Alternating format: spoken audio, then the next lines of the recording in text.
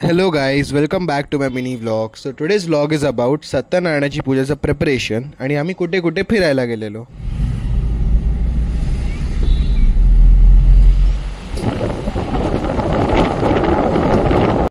पण पूजेचे साहित्य घेण्यापूर्वी आम्ही गेलो आमच्या ग्रामदेवते सात्री देवी आईच्या देवळात.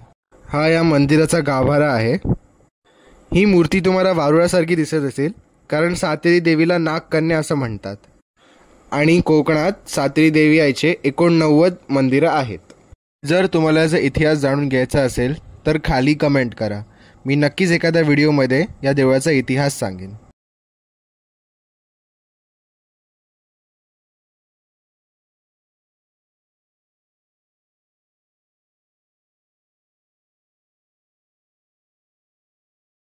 दर्शन घेतल्याच्या नंतर आम्ही थेट पोचलो सावंतवाडीत.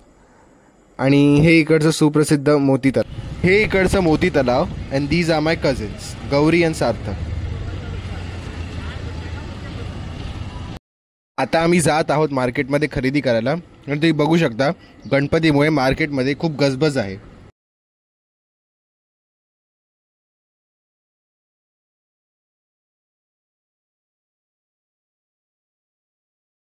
बाजारात तुम्हाला एकदम चांगल्या प्रकारची आणि फ्रेश फुलं दिसत असतील.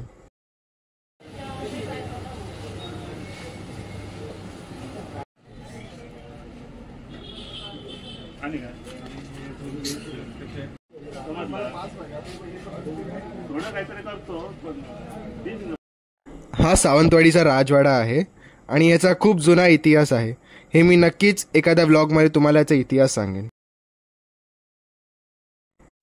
आणि हे आमचे 2 कॅट्स आहेत, ते पण राईड खूप एन्जॉय करत आहेत. आम्ही घरी परत येताना आम्हाला एक शांत असा स्पॉट मिळाला जिथे आम्ही थांबलो थोडा वेळ. तिथे खूप शांत वातावरण आहे. बरंच शुद्ध पाणी पण तुम्हाला दिसत असेल आणि तिथे एक देऊळ पण आहे. आणि पाणी खूप शुद्ध असल्यामुळे इथे गणपती विसर्जन पण केलं जातं. पण इथे एक असा रात्रीचा प्रहर आहे जिथे लोक जात नाहीत. ह्याच्या मागे पण एक स्टोरी आहे. ही मी तुम्हाला कुठल्या तरी पुढच्या व्लॉगला सांगेन. आणि हे एक्सप्लोर केल्यानंतर आम्ही डायरेक्ट आता घरी गेलो. थोडा वेळ तिकडे थांबून आम्ही घरी आलो. आणि मग घरी आल्यावर फ्रेश होऊन मकर बांधण्याचं काम सुरू झालं. आणि गावातली मुलं एका विशिष्ट प्रकारे ते मकर बांधतात आणि त्यांची जी स्पीड आहे ते बांधण्याची, दॅट इज ट्रिमेंडस. हा म्हणजे अशा प्रकारे मी मकर बांधताना फक्त कोकणातच बघितलं आहे. आणि केळीच्या पानांचं खूप मोठं महत्त्व आहे मकर बांधताना.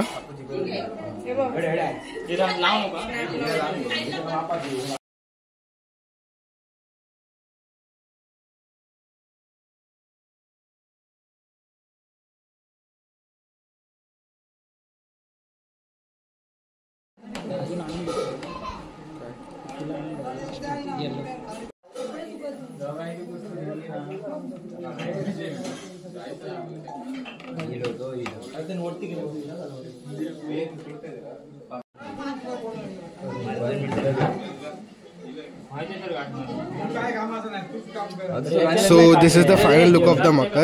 सत्यनारायणाच्या पूजेचा ब्लॉग तुम्हाला पुढच्या व्हिडिओत दिसेल. तोपर्यंत stay happy, stay healthy, stay tune.